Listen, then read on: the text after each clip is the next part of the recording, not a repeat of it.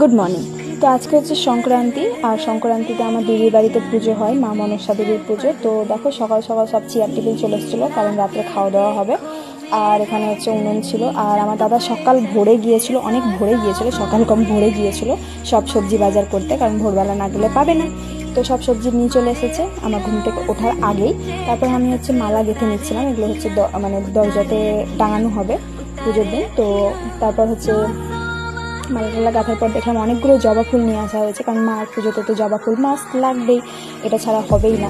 তারপর রান্নাবান্না শুরু হবে, যার জন্য মা প্রথমে উনুনে পুজো দিয়ে দিচ্ছিলো, কারণ উনুনে পুজো না দিলে রান্নাবান্না শুরু হবে না। আর তারপর আমি স্নান টান করে নিয়ে বেরিয়ে পড়েছিলাম মায়ের সাজগুলো দেওয়ার জন্য।